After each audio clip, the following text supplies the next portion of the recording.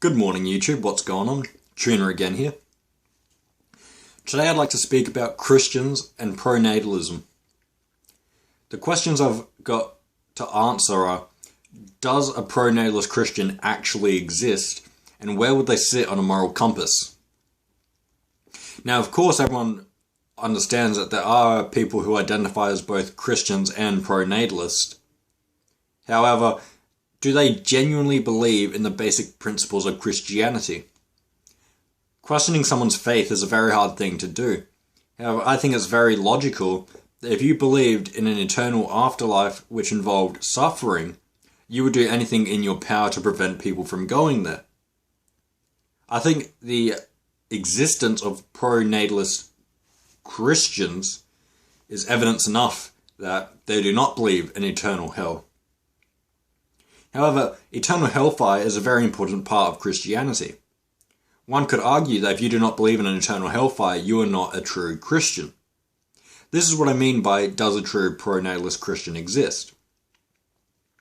Surely, if you believed that there was a possibility that your child would lose faith, because surely you would raise it with faith if you were a moral person, then why would you take the risk of that happening, therefore subjecting your child to an eternal hellfire? Antinatalists, which are generally atheist in my experience, will understand that the general pain and suffering of life alone, let alone an eternal hellfire, is simply too much to inflict on another individual without their consent. However, when you take this the next step further, which Christianity does, of an eternal hellfire, I believe it's just completely ludicrous to assume that that is at all okay behavior. You could take the worst person to ever exist. In my mind, the person that comes to mind is Ariel Castro, the man who had 3 girls in his basement for 12 years, raping them on a daily basis. I would say that he's a very immoral person and possibly the worst person to ever step foot on this earth. I, however, would not wish him an eternal hellfire of suffering. There was a time in my life when I believed that suffering an eye for an eye was okay. During these times, I thought of the worst suffering torture methods possible to be inflicted on Ariel Castro. Looking back at this, I realized that an eye for an eye makes the whole world blind, and subjecting this man to this torture would be no better than what he did to these girls. I do understand how some people believe that this is justifiable, inflicting suffering on the terms that you're only showing the person, like a taste of their own medicine type deal. However, I believe that's just insane as well. Inflicting suffering is always bad. It's always a negative. I believe Ariel Castro simply deserves a quick and painless death to get him off this planet, because we don't need him here. However, I still would not wish this man, even at that time, an eternal suffering. In fact, Ariel Castro could have had 1 million people in his basement for 100 years, raping them all on a daily basis, throwing boiling water on them every day as well. And I would still say that while he is a very evil man, and I could completely understand why some people would believe that he does deserve some torture in return, I would disagree with that, and I would definitely disagree with an eternal suffering. The element of eternity is so vile to understand when you're speaking about torture. An eternity of bliss is perfect, really. I mean, a utopia. Who wouldn't want that? Except for the fact that it's eternal, so it would truly need to be magical for you not to get bored in some way or another. But for an eternal hellfire to exist, that is just simply unacceptable.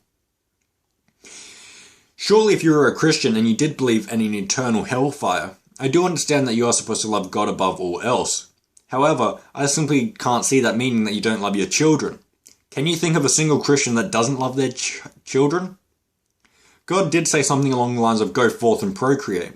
However, he also allowed people to be barren. He also allowed people to not be able to conceive children.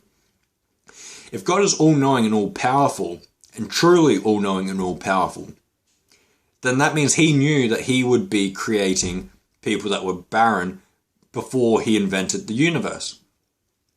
Some people might retort to this saying that it's Satan's influence that allows people to not be able to conceive children. And this could be a valid point if it weren't for the fact that God made Satan knowing full well what Satan would do and what Satan would influence. In reality, God is aware of who is not going to be able to conceive children before he makes them, and who will be able to make children.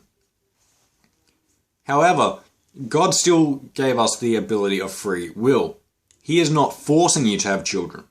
If he did, that would be against free will, which Christians have made the point that he has given us very clearly on several occasions.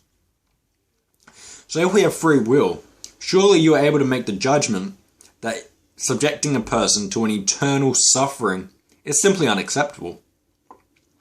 In fact, look at the Bible, for example. The Bible says rape is wrong for the principle that it then makes a woman valueless for trading. We know that rape is wrong for the suffering that it inflicts on an individual and not the value of trading of another person's life.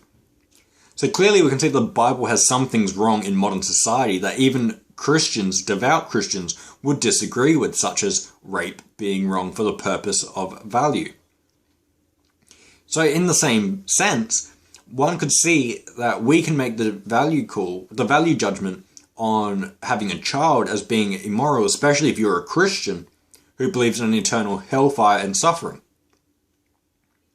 One thing I've heard a lot of Christians say in response to this is, I can raise my child as a Christian and guarantee them an eternal bliss in heaven. And I have actually heard the word guaranteed used, which is slightly ironic because that's completely opposite of what's the case. There is no guarantee that your child will be a Christian. They may start out as a Christian, but when they get older, especially in a growing atheist society, the chance of them losing faith increases. So, taking the risk of raising a child as a Christian in hopes that they don't lose their faith is taking a risk. And ultimately, you're risking eternal hellfire for someone that you should love. Now, you could put your faith in God, but that would assume that you don't love your child enough to not want them to suffer, which is completely ludicrous once again. Another issue which arises with pro-natalist Christians is the fact of Judgment Day. The fact that people will be suffering on earth while the good Christians get abducted. How would that make you feel if you weren't being abducted by God? How would it make you feel to be on earth suffering while everyone else around you that you love, your friends and your family that also lost faith, they're all suffering as well? This would be torture, the definition of torture. And you are risking subjecting your child to that just by having them born. I think any ounce of thought can come to the conclusion that it would be much more pleasant for your child not to be born than to face an eternal suffering. Utilitarians often make the point that the joys in life can outweigh the negatives in life. As a negative utilitarian, I disagree with this simply on the premise that pleasure has no value. However, with a Christian, this argument can't even be conceived. This thought can't go through their head because the possibility of an eternal suffering exists. No amount of pleasure, even possible, is worth the amount of suffering. Even the possibility of heaven is still a possibility. And personally, even if I got, let's say 2 eternities could exist, I know that completely defeats the purpose of eternity, but I would not want an eternity of heaven on the off chance that I got to experience an eternity of hell. In fact, personally, I wouldn't even want an eternity of heaven as long as I had a bad life on earth. So why would you risk your child going to an eternal hellfire? It's for these reasons that I think that a true pro-natalist Christian does not exist. Anyone who genuinely believes in an eternal hellfire would not have a child. It's as simple as that. No one who knows that they will love their child and genuinely believes in hell would have a child. It's that simple. Really, it really is.